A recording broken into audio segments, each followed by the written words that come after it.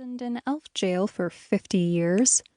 You know, a typical family squabble.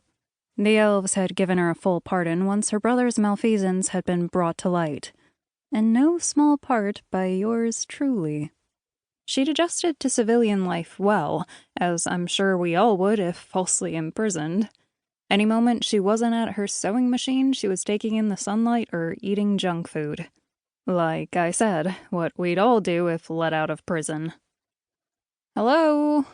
I called, trying to get her attention over the rhythmic chugging of her sewing machine, but she didn't so much as ease up on the pedal. "Azalea?" I said even louder. "Busy," she shouted. If I didn't know better, I'd swear it was a sales tactic. Get me to browse around for 10 minutes until I found something I wanted to... Oh, this shirt would go perfect with that maroon pair of shorts that I never wear because nothing goes with maroon shorts. I guess it's true what they say. Most people come out of prison more savvy and sneaky than before they went in. Ignoring the price tag on the blouse, I took it up to the counter while I waited for Azalea to finish her work.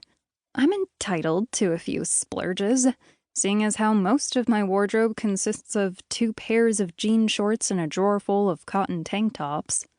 But I need to elevate my fashion just a teeny bit, because I'm going on a date with Rend this weekend. I could get away with showing up to a date in jean shorts and a bargain bin tank top when I was 20. Oh, who am I kidding?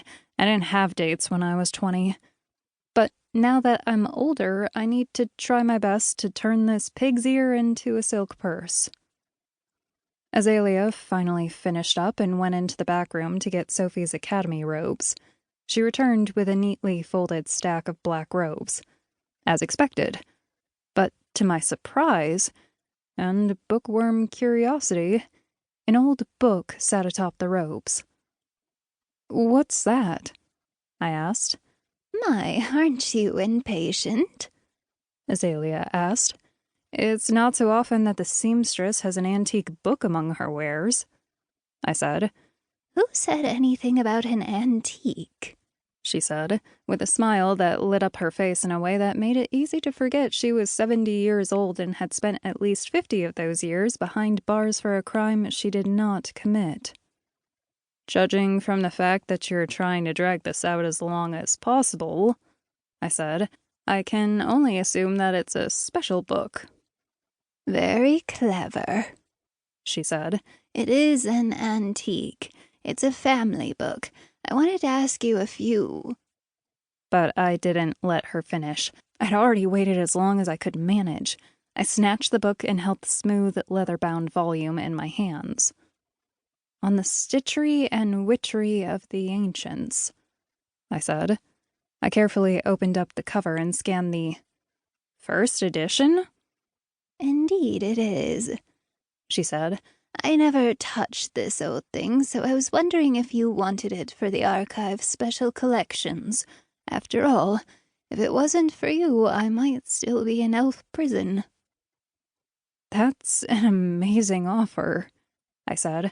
"But if you don't mind me saying so, this book is too valuable. It's truly a rare volume. This was written when High Adept Florencia split from the Earthmancer's coven in 1241. "Spare me the details," she said. "How much is this baby worth?" "I don't know," I said. "But you're in luck. I can find out for you today. I'm actually meeting with rare book dealer Conrad LaRue in... I checked my watch. 17 minutes. Time had gotten away from me. I'd have to wait until later that evening to go to Saguaro Estates and talk to Hortensia. "Excellent," she said. "I don't mind donating it to the archives, but if I can get some rich bozo to cut me a check instead, well, I'm sure you understand."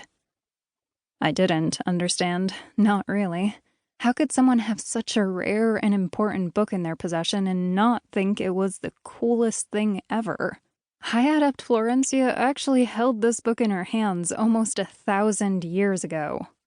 I paid for the robes and my new blouse, very excited that there was a bona fide literary treasure right here in Hell's birth canal.